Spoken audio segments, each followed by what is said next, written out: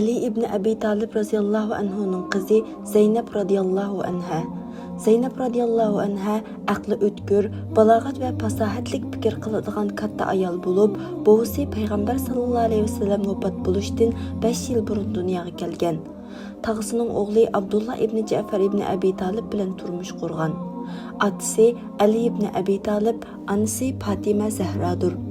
Zeynep radiyallahu anha buvisi Muhammad alayhissalomning alayda ko'ngil bo'lishi va oila muhabbati bilan o'sib yetildi. Alloh taolo uni eng go'zal shaklda o'stirdi. Payg'ambar alayhissalom uningga cho'ng qizining ismi Zeynep ismini qo'ydi. Shundaqla ko'pincha ish harakatlari payg'ambarimizning qizi Zeynep radiyallahu anhaga bak o'xshaganligidan payg'ambar alayhissalom uni texmi yaxshi ko'radi. Zeynep radiyallahu anha intayin taqvo edi. Gündüzleri rozudar, keçileri qiyamda turadi. Fiqhshunos olimlar va yurt cho'nglari e'tirof qildigan darajada ilm ma'rifatga sahib edi. Yaxshilik, saxiylik, hikmatlik va basiratlik deb tunilish bilan birga yurish turish va ish bajarishdimi layoqatlik edi. Boshqalarga yaxshi maslahatlarni beralaydi. Zeynep radiyallahu anha qarindoshi Husayn ibn Ali radiyallahu anhu bilan birga Karbala hodisasiga qatnashdi. Nurg'unlagan sinoqlarga duch keldi.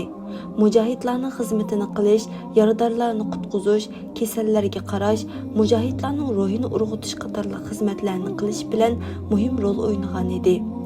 Zeynep radiyallahu anhadan Muhammad ibn Amir, Ata ibn Saib va Fatima ibn Husayn radiyallahu anhumalar hadis rivoyat qilgan. Zeynep radiyallahu anhaning hikmatlik so'zlaridan kim kishilarning o'ziga Allohning dargohida shafaatchi bo'lishini xohlasa, Allohni ko'p madhiyalisin. Biz har namozda Samiallohu liman hamida, ya'ni Alloh taolo o'zini madhiyalagan kishini anglab turdi deymiz emasmi? Allohning har narsaga qodir ekanligi uchun Allohdan qo'rqing. Sizga eng yaqin bo'lganligi uchun hayo qiling. Zeynep radiyallahu anha hikmat o'rgatkichi, taqvolik ulgusi bo'lib, islom kalimasini oliy qilish uchun Alloh yo'lida jihad, sabr va chidamchanlik ko'rsatishda o'rnak bir hayot yashadi. Zeynep radiyallahu anhaning vafoti haqida olimlar farqli qarashlarda bo'lgan bo'lsa-mu, kuchlikroq qarash Madinada vafot bo'lib, Baqiy qabristonligiga dafn qilinganligidir.